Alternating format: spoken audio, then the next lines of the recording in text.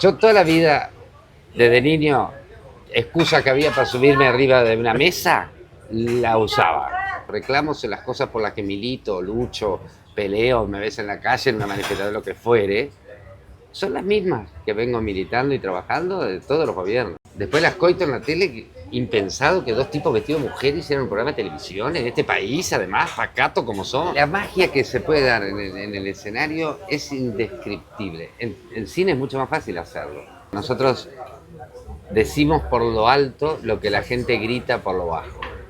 En la ciudad se prende una llama, cada voz es un puente de conversar, historias que sanan.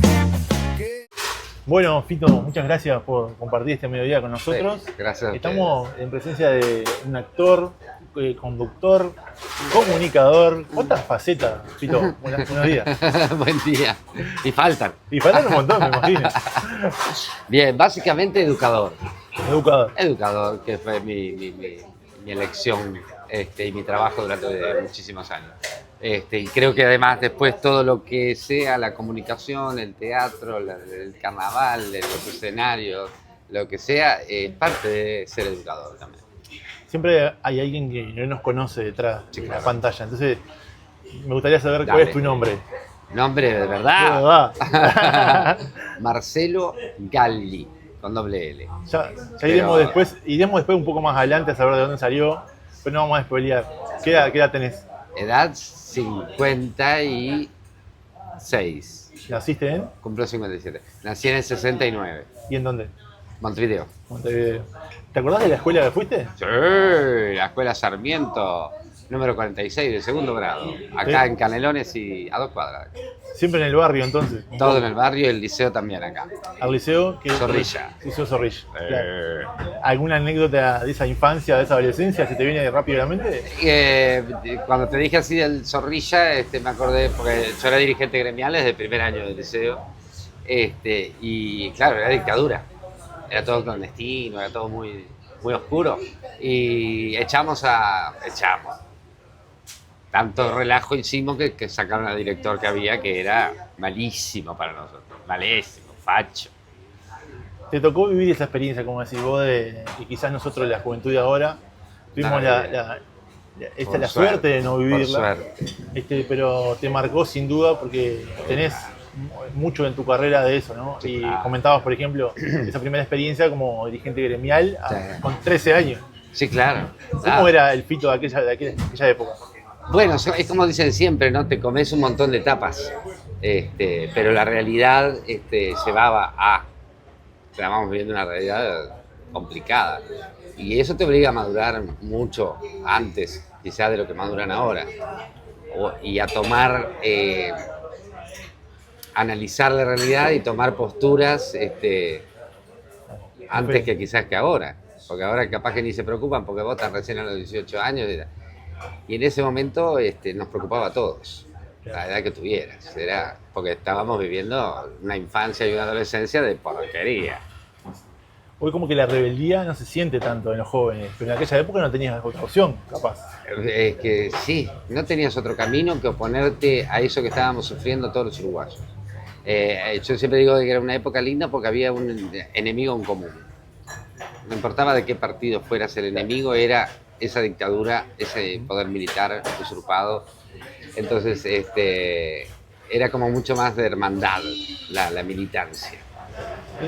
Leí también por ahí que, así como tuviste esa etapa de dirigente gremial, tuviste una parte religiosa. Ah, como bueno, haciendo catequesis. a la vez. A la vez. A la vez, ¿Cómo era se terrible. contraponían esos dos puntos? Porque era, Y bueno, porque en la parroquia, que yo era catequista, me tachaban de comunista. Y en el liceo, que yo no era comunista, estaba dentro de los independientes, me tachaban de católico, de religioso, de Jimmy Swaggart, me decían en ese momento, que era un pastor que había en la televisión de Estados Unidos, muy famoso. Después preso, obviamente, corrupto, todas esas cosas. Pero el Jimmy Swaggart, cada vez que pedía la palabra en las asambleas, va a hablar el sacerdote. Pero está bien, está bien. Viví los dos mundos, criticado en los dos mundos por pertenecer al otro mundo. claro, Entonces, eso también te hace crecer y ver las cosas de otro punto de vista. Y esa experiencia capaz que también te lleva como a poder sentarte y escuchar las dos partes y criticar a las dos y oponerte a las dos te lleva, como ese juego, ¿no? y te lleva, el actor lo que tiene que hacer, o el artista, la cualidad que tiene, yo creo, cuando es un buen artista, es que tiene la cualidad, la capacidad de dar un paso para atrás y mirar lo que vive cotidianamente, pero mirarlo como de lejos, como si fuera una película, como si fuera un cuento, como si fuera de otro planeta, para exagerar. Pero entonces eso te permite criticar esa realidad. Sobre todo al humorista lo necesita mucho, porque para reírte de esas cosas que en la cotidianeidad, por ejemplo, te dan bronca, o te frustran, o te deprimen, vos tenés que buscar el humor. Entonces, ese es como, Nelly Goitiño hablaba mucho de ese distanciamiento del artista como para ver y decir, esto está bien, esto está mal. Y ahí no importa nada de dónde venga, por ejemplo. Es como en carnaval, que yo les digo siempre, la esencia del carnaval es criticar a quienes tienen el poder de hacer cosas y no las están haciendo, sea del color que sea, porque ¿contra quién me voy a quejar? Contra los que pueden decidir cosas y no lo hacen. Tal cual. Y hoy será lo blanco, mañana los colorados, mañana los frente amplite. Y así será. Yo siempre digo, los reclamos en las cosas por las que milito, lucho, peleo, me ves en la calle, en una manifestación, lo que fuere, son las mismas que vengo militando y trabajando de todos los gobiernos. Y voy a seguir luchando, porque son realidades que no se cambian. Es más, no voy a ver yo algunos cambios. Los van a ver las generaciones que vengan después.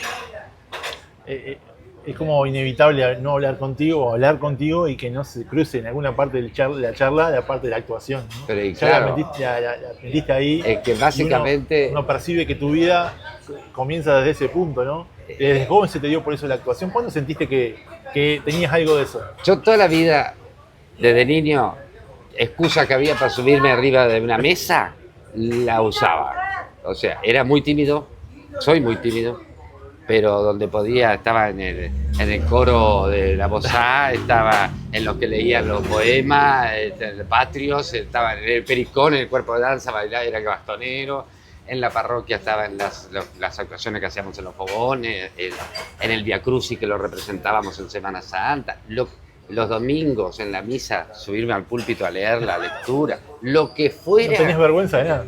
Lo que fuera, yo quería estar ahí arriba, inconscientemente, sin darme cuenta.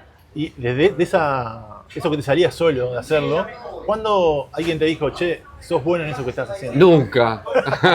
No. Nunca. Alguien No. seguramente algún día dijo, No, me decía mucho que servía para relaciones públicas, porque hablaba sin parar. Claro. Pero fue en cuarto año del liceo que yo decidí entrar en la escuela de teatro, entrar en la escuela de arte dramático. Y para entrar en la escuela de teatro tenía que hacer quinto y sexto de liceo. claro, Los hice solo para entrar en la escuela de teatro. ese era el fin, ese era el objetivo. Exoneraba a todos los exonerables, salvaba todos los exámenes en diciembre, todo con tal de entrar en la escuela de teatro. Y buscando un poco de tu historia me encontré que entraste a la escuela. Pero después, por algo, un motivo muy especial, tuviste que dejar. Sí, claro, una locura. La vida te dijo, cortemos la escuela y... Una locura, porque además yo había cursado, en mi época había un prevocacional que era todo un año y después estaba primero, segundo y tercero. Yo había cursado el prevo, había salvado, había cruzado primero, cursé segundo y ponele, el examen final del curso era el 20 de noviembre. Y Omar Varela y la compañía de Fausta me invitan a estrenar los espectáculos en Paraguay y nos íbamos el 18 de noviembre. Una cosa así era, un día, 2 días de diferencia. Y elegí irme a Paraguay a laburar y perdí ese año porque por más que lo hubiera cursado no di el examen. Entonces al año siguiente volví a cursar todo el segundo año por suerte porque era con Eduardo Esquinca. Me decían, no, vos podés venir al segundo semestre, ya lo tenés salvado el primero. No, mi amor, yo, ¿sabés cómo aproveché a Eduardo Esquinca? Le saqué el jugo hasta donde pude.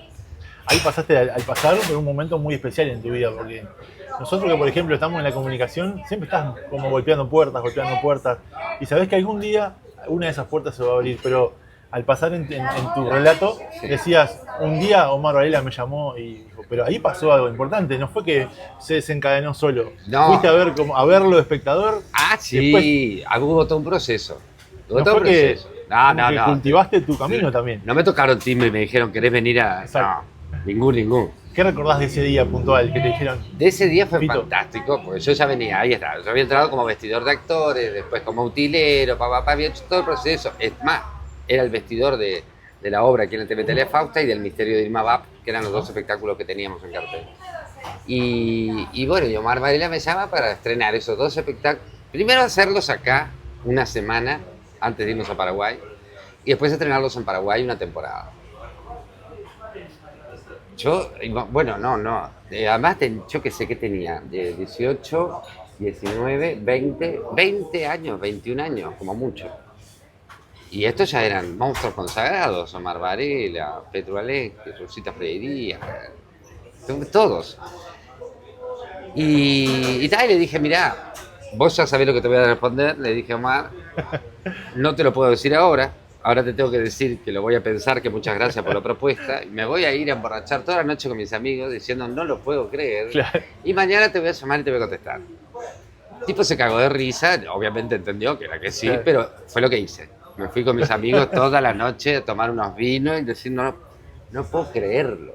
Y yo qué sé, a los 15, 20 días me estaba tomando un avión para Paraguay. Primera vez que me tomaba un avión, primera vez que salía del país, primera vez de todo. Entonces fue muy loco. Y dejar la escuela, que era el... ¿Qué tanto trabajaste para ir ahí? Pero viste, ¿no? Y hoy, mucho tiempo más adelante, decís que ese fue uno de los mejores momentos de tu vida. ¿hasta Sí, ahora? claro. Sí, claro, eso fue un mojón, un tac. Un quiebre. Un quiebre en el camino que ya había empezado, sí. Pero ese día es como cuando tenés un ascenso en un trabajo. Es pasar a jugar. Yo estaba jugando atrás del escenario. Y pasar a jugar adelante del escenario todavía siendo estudiante. Claro. Y yo estaba como, yo que sé, Graciela Rodríguez, gente. Y jugar en la selección. Mari que tenía- Dacuña, Laura Canoura, ya eran gente que tenía su nombre, que era. Y bueno, y yo era el chiquito, el nene. Ahí te llaman y te dicen, bueno, vení, jugá, ¿no? Es Sí. como si lo llevamos al ámbito futbolístico, te dan la pelota y bueno, Ey, ahí tenés que demostrar. Sí, Y lo demostraste. Más Yo de 20 qué sé. años arriba del escenario con esa obra, sí, reconocido por todo el público, por es. un montón de gente en todo el país. Sí, Y decís, bueno, es, ¿qué es- dice? es Cumplí. algo. Sí, yo que sé, ojalá, sí. Me pongo nervioso. Sí, yo trato de no pensar mucho en esas cosas. Igual, a ver, yo soy un agradecido, yo siempre digo, prefiero ser cola de león que cabeza de ratón. Y yo siempre me sentí muy bien trabajando con Petru. Y yo te sirvo todos los chistes que quieras. Claro. Cuanto más brilla el que está al lado tuyo, más brillas vos, por ende. O sea, Tal cual. me gusta de Olmedo y Portales, me encanta Portales. Claro. No sé si quiero ser el Olmedo. En el medio. Capaz que prefiero el Portales, que tiene más displacencia, más tranquilidad. Yo qué sé, pero es hermoso y lo trato de jugar bien. Un secreto que tenemos con Petro es que a mí me divierte lo que él hace y a él le divierte lo que yo hago y hacemos cosas distintas. Claro. Ahí encontraste una química con un compañero de camino, de viaje. Monstruo. Y una química que se fue llevando también fuera del escenario del teatro. Sí. Y empezó a aparecer en la televisión, por ejemplo. También. ¿Cómo sí. fue esa incursión? Cambiar de escenario, salir de las tablas, Bueno, y sentarte también, delante de una cámara. también algo impensable, porque yo en ese momento estaba haciendo, yo qué sé, ponerle 15, 16 funciones por semana. Porque tenía funciones de niño a las 10 de la mañana, funciones de niño a las 2:30 de la tarde y después funciones de noche, que a veces los sábados hacíamos doble, por ejemplo, además de la de niño. Entonces, era una locura, impensable que yo dejara de hacer teatro, y menos por estar en televisión.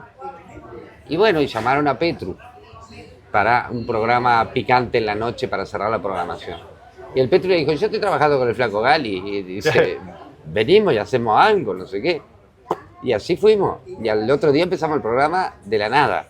Hay una historia muy particular ahí que tenías unas pelucas que les habías traído. Yo de sí, Eso es muy 100 cómico, ¿no? pesos Eso es muy cada uruguayo. peluca, 100 pesos cada peluca. Le dije, yo tengo esta. Y estaba una así toda roja y la otra con el mechón blanco. Yo dije, no, Petru, vos sos la figura. Tomá la peluca más normal. Te doy lo mejor. Yo me pongo este mamarracho. Y sin embargo, ese mamarracho pasó a ser como un símbolo de las Claro. coito. Si yo tengo esa peluca y Petru está al lado, son las coito. Claro. Ahí se armó el personaje. Se terminó Si como yo de no tengo esa peluca, ensamblar. no son las coito.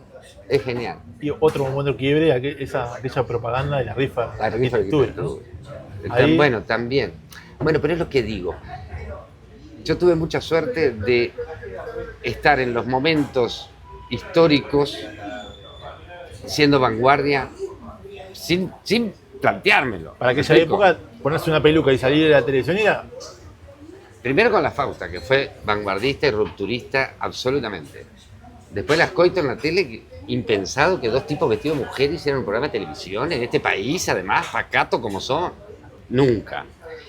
Y después el comercial de la rifa esa de arquitectura, que fueron 14 segundos, 28 segundos, muy inteligentes, que ganaron todos los premios. Agotó la rifa. Claro, para arrancar. Para arrancar. Y ganó todos los premios de acá, de Argentina, de América Latina, de España y de la década. Ganó la campana de la década. Un delirio. Hoy les voy a contar por qué yo, Roberto, me transformé en Julia. Yo seguí durante años un número de la rifa de arquitectura. Un buen día decidí dejar de comprarlo. Ese mismísimo año mi número ganó. Yo me dije, me las tengo que cortar. Y como yo era un hombre de palabra... Usted mejor corte el cupón y gane increíbles premios. Rifa de Arquitectura lo garantiza. Tu número está en el bolillero. Pero por eso te digo también, porque fue un momento muy especial para que un tipo de televisión hiciera humor con eso, que ya se estaba empezando a manejar el tema de los derechos. En realidad hacía de travesti. En Claro, ese momento claro. era eso.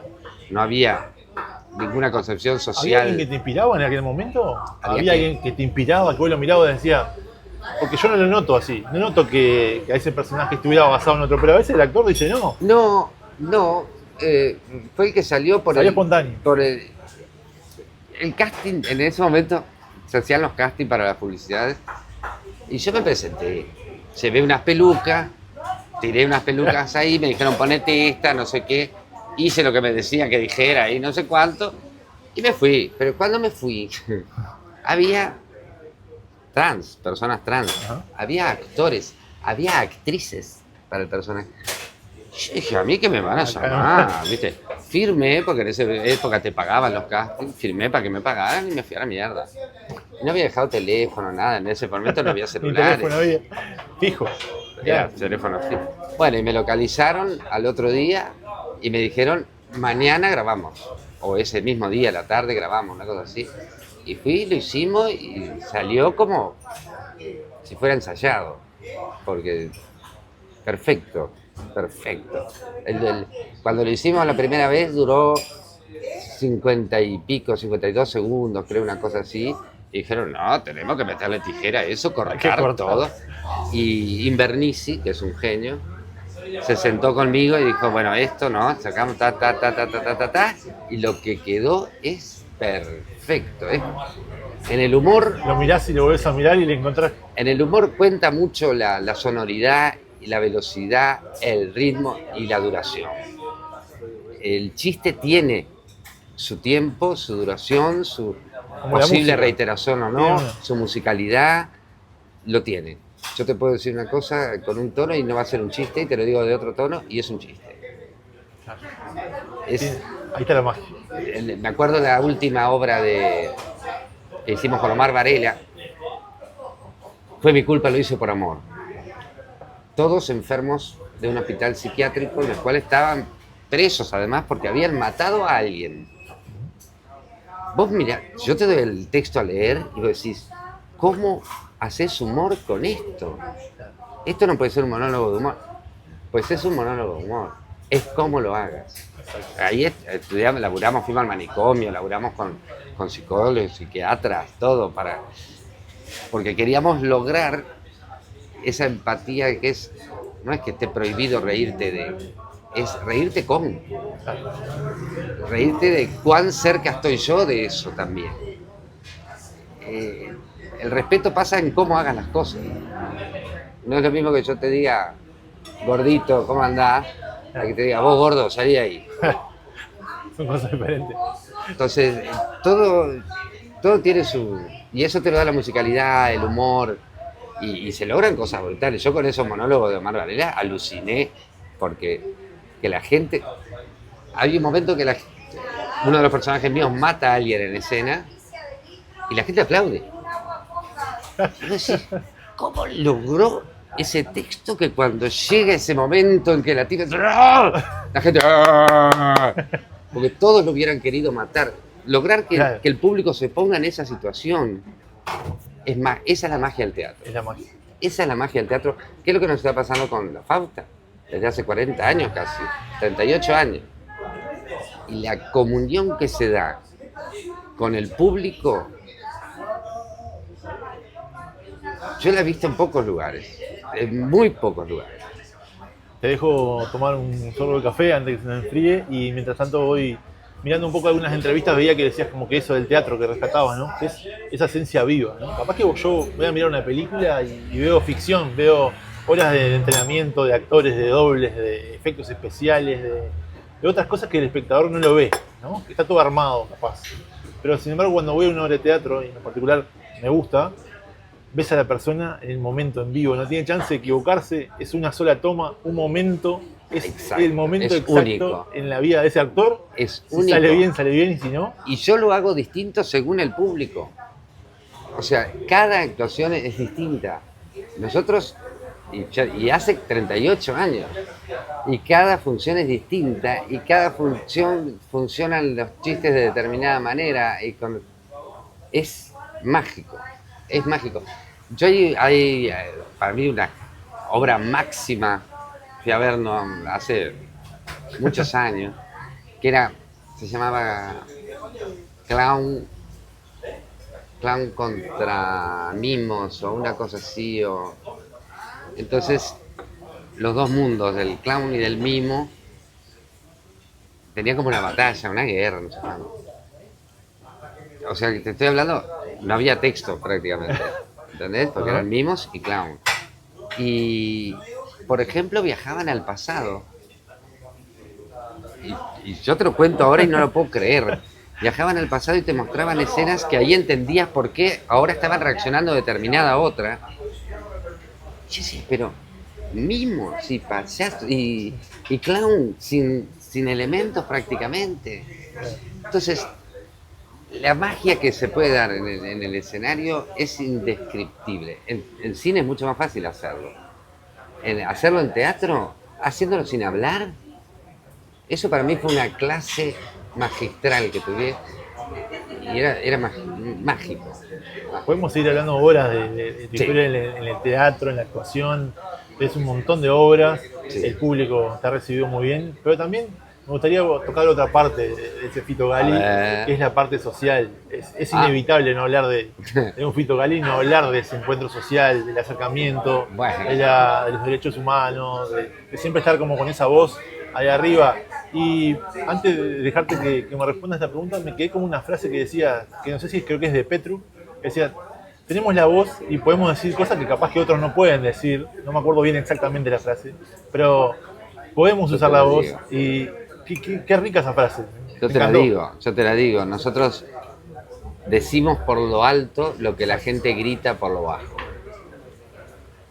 Y por eso creo que también nadie se ofende, porque jugamos a eso, jugamos a lo que te diría una vecina y no tiene un micrófono para decirlo.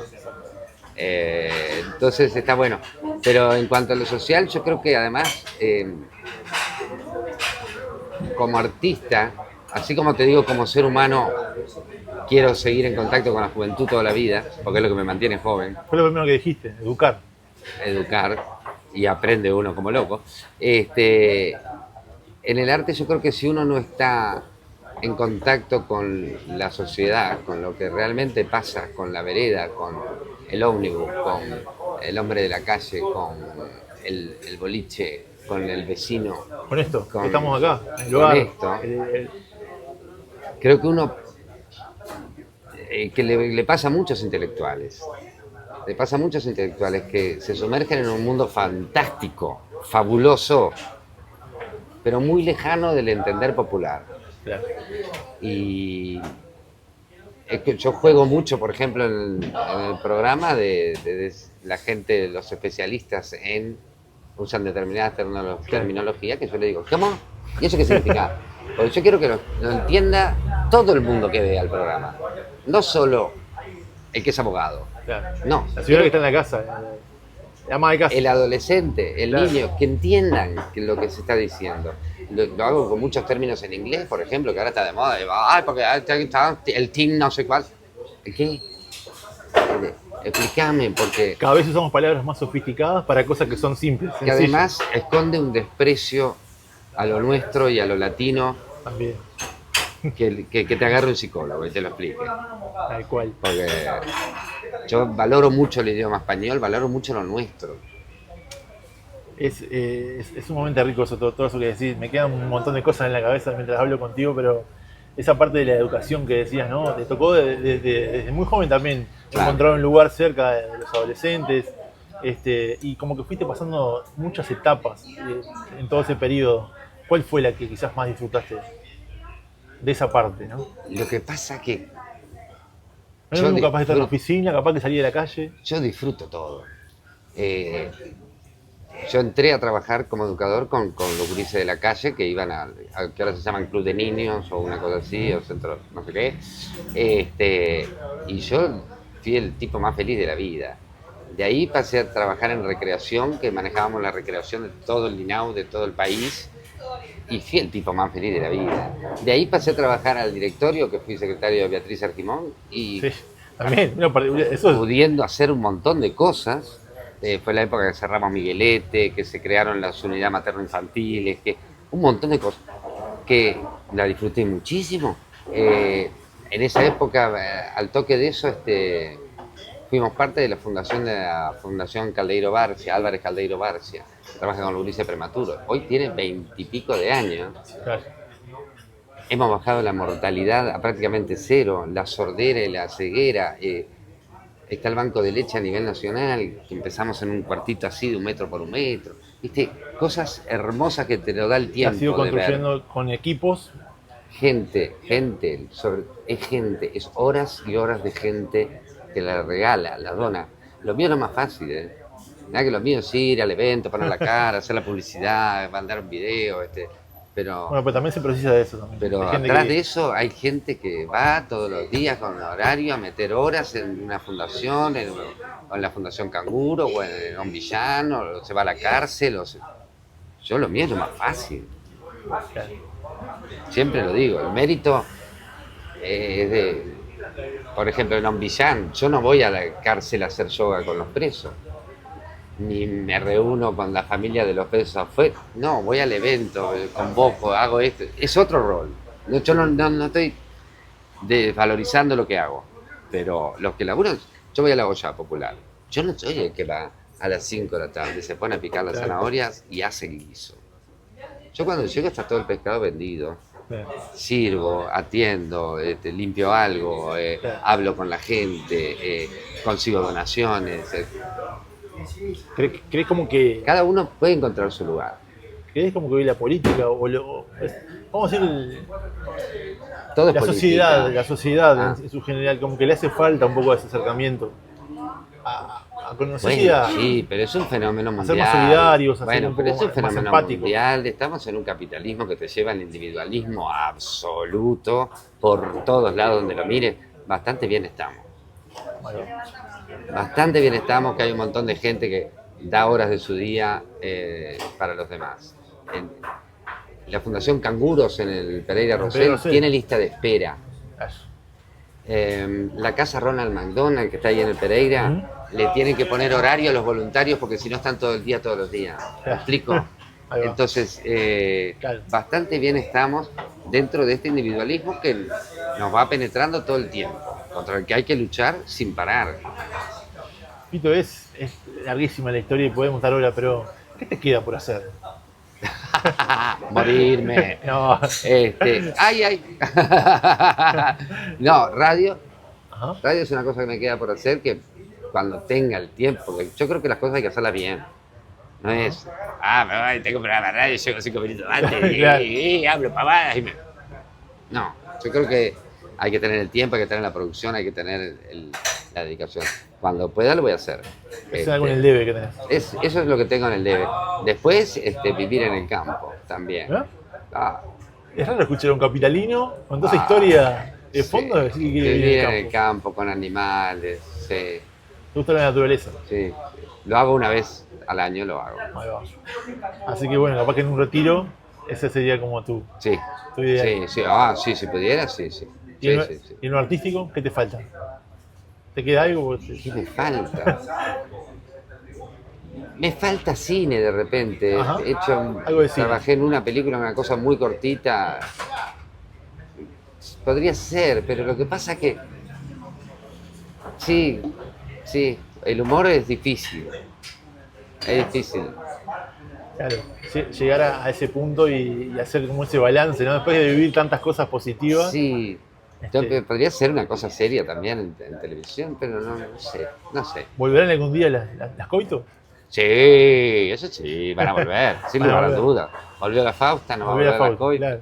Van a volver, en algún momento van a volver. Siempre están volviendo. Todos los años tenemos proyectos de que vuelvan. Y carpetas que presentamos en los canales y todo. Todos los años. Vamos a irnos ya más acá en el tiempo, Sí. porque nos vamos quedando sin mucho tiempo para la entrevista. Diga. ¿Qué es lo que se viene de Fito ahora? Además de la tele que te vemos Bueno. todos los días, de tus cosas diarias, ¿qué es lo que Lo que tenés? estamos, próximo. estamos diciendo, ¿quién le teme a Italia Fausta? Nuevamente este año. Se viene otra vez. Una temporada en el Anglo. Ajá. Abril y mayo. ¿Hay un Solís ahí metido en el medio? No. Qué lástima. No, pero vamos a seguir haciéndola. Nos vamos también el mes que viene, creo, a Cerro Largo, a Melo, Ajá. y a algunos otros lugares que nos inviten.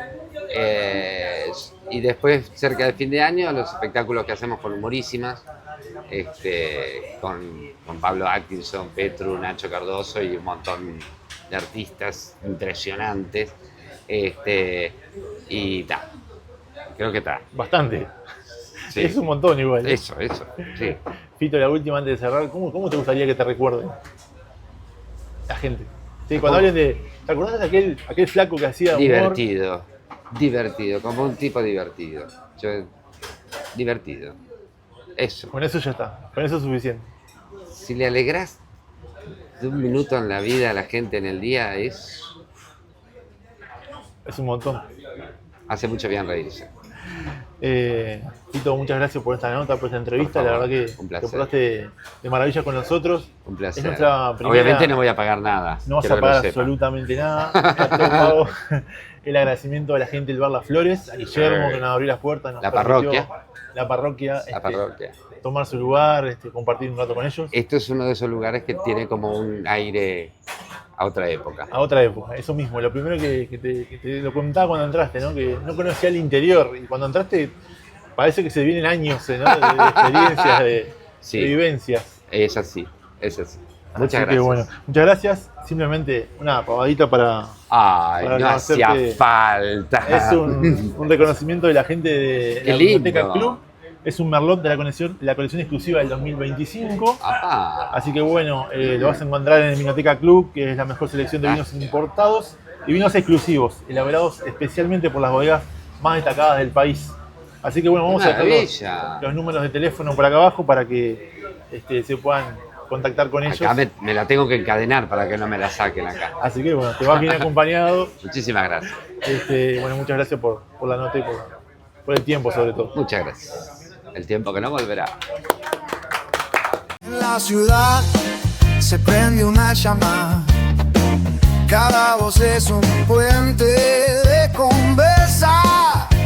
Historias que sanan, que se sientan de frente, de conversar